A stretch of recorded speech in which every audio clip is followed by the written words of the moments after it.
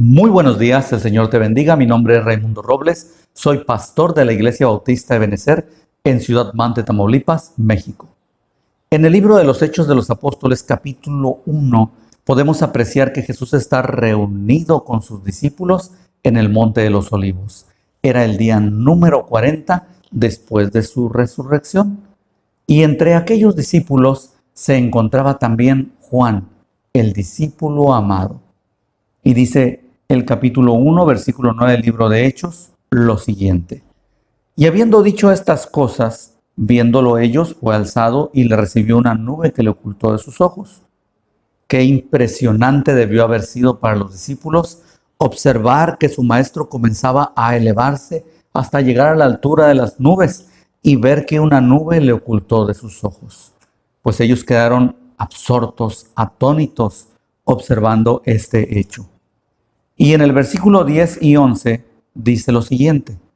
Y estando ellos con los ojos puestos en el cielo, entre tanto que él se iba, he aquí se pusieron junto a ellos dos varones con vestiduras blancas, los cuales también les dijeron: varones Galileos, ¿por qué estáis mirando al cielo? Este mismo Jesús que ha sido tomado de vosotros al cielo, así vendrá, como le habéis visto ir al cielo. Las palabras de estos dos varones se grabaron profundamente en la mente de Juan, el discípulo amado. Y unos 60 años después, aproximadamente, Juan repitió el mismo mensaje, escribiéndolo en el primer capítulo del libro del Apocalipsis, versículo 7. Y ahí escribió Juan lo siguiente: He aquí que viene con las nubes, y todo ojo le verá, y los que le traspasaron, y todos los linajes de la tierra harán lamentación por él. Sí, amén. He aquí viene con las nubes, y todo ojo le verá. Demuestra que el Señor en su segunda venida tendrá una manifestación física, corporal, y podremos apreciarle visualmente. La frase "los que le traspasaron" es una referencia al pueblo de Israel. Y luego todos los linajes de la tierra se refiere a los gentiles de todo el mundo. Continúa diciendo: harán lamentación por él. Ahora, ¿por qué toda aquella gente hará lamentación por el Señor Jesús? Usted y yo, como cristianos, lo más probable es que si lo vemos venir, pues sintamos una gran alegría. Pero ¿por qué todas aquellas gentes harán lamentación por él? Bueno, es que cuando el Señor venga por segunda vez, Él establecerá su reino en esta tierra. Y los reyes de la tierra tendrán que someterse a Él para siempre. Daniel profetizó este hecho en su libro de Daniel, capítulo 7, versículos 13 y 14. Daniel profetizó lo siguiente, diciendo: Miraba yo en la visión de la noche, y he aquí con las nubes del cielo venía uno como hijo de hombre. Esa frase "hijo de hombre" era otra manera de referirse al Mesías, al Cristo que habría de venir. Y dice Daniel que él vio que con las nubes del cielo venía uno como hijo de hombre, que vino hasta el anciano de días, y le hicieron acercarse a él. Y le fue dado dominio, gloria y reino, para que todos los pueblos, naciones y lenguas le sirvieran. Su dominio es dominio eterno, que nunca pasará, y su reino, uno que nunca será destruido. Pero no todos los reyes de la tierra se someterán dócilmente al Señor. Habrá quienes ofrezcan cierta resistencia, pero esta vez el Señor ya no será tolerante con la rebeldía.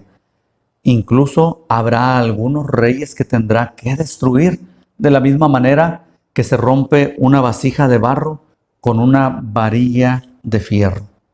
Dice la Biblia en el Salmo número 2, en los versículos 9 y 10, este salmo registra una conversación entre Dios el Padre y el Señor Jesucristo. Y en esta conversación, Dios el Padre le dice lo siguiente al Señor Jesús: pídeme y te daré por herencia las naciones, y como posesión tuya los confines de la tierra. Los quebrantarás con vara de hierro, como vasija de alfarero los desmenuzarás.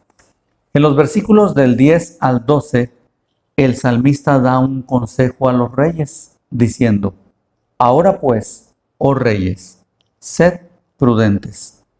Admitid amonestación, jueces de la tierra. Servid a Jehová con temor y alegraos con temblor.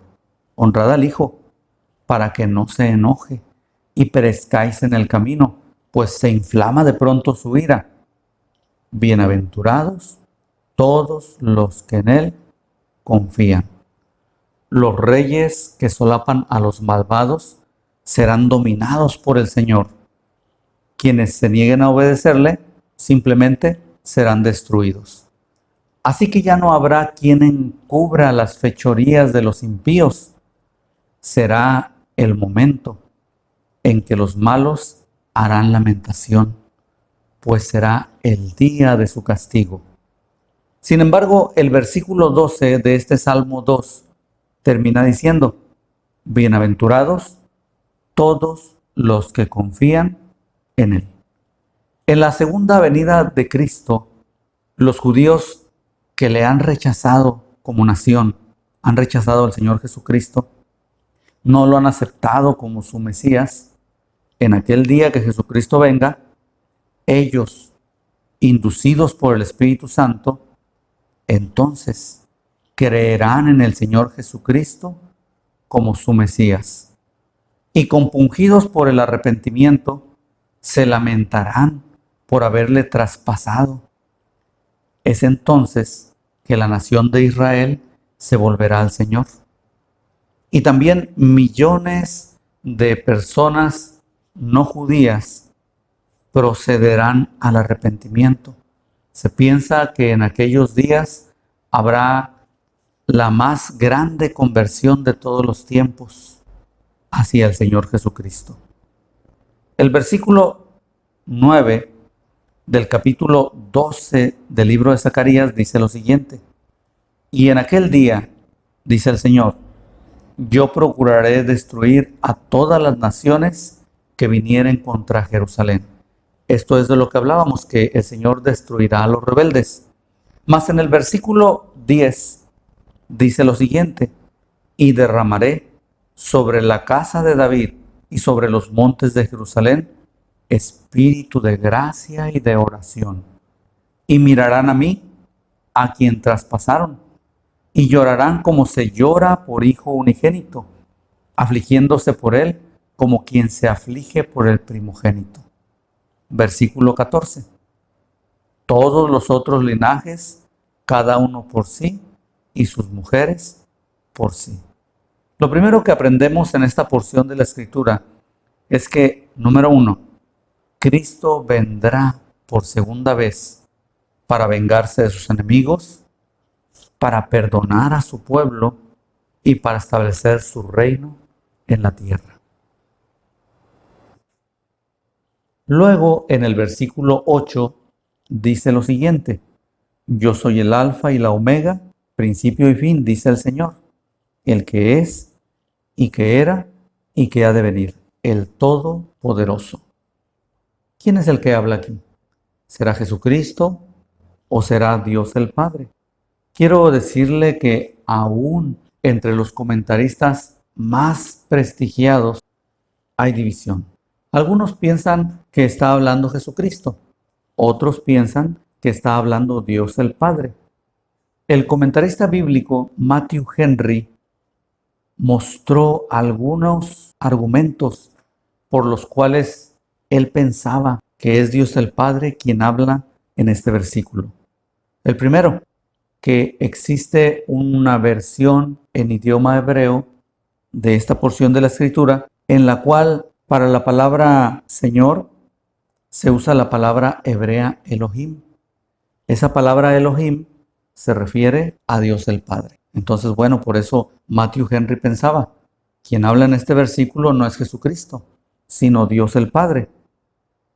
Por otra parte, la frase el que es y que era y que ha de venir se usa para referirse a Dios el Padre.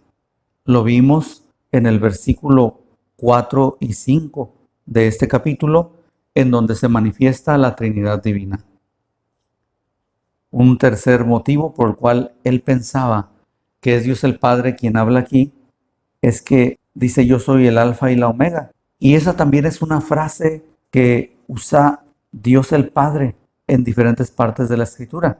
Por ejemplo, en el libro de Apocalipsis, capítulo 21, versículos del 5 al 7. Escuche con atención. Dice así: y el que estaba sentado en el trono dijo. Bueno, en este libro quien aparece sentado en el trono es Dios el Padre. Entonces dice Apocalipsis 21 del 5 al 7, y el que estaba sentado en el trono dijo: he aquí, yo hago nuevas todas las cosas. Y me dijo: escribe, porque estas palabras son fieles y verdaderas. Y me dijo: hecho está, yo soy el Alfa y la Omega, el principio y el fin. Al que tuviere sed, yo le daré gratuitamente de la fuente del agua de la vida. Y el que venciere, heredará todas las cosas, y yo seré su Dios, y él será mi hijo. El alfa es la primera letra del alfabeto griego. La omega es la última letra. La frase yo soy el alfa y la omega significa que Él es la verdad completa, la plenitud de la verdad. El comentarista bíblico Matthew Henry dijo que en Apocalipsis 1:8, quien habla es el Padre, dando el sello de su garantía acerca de que lo que Juan escribía es verdad.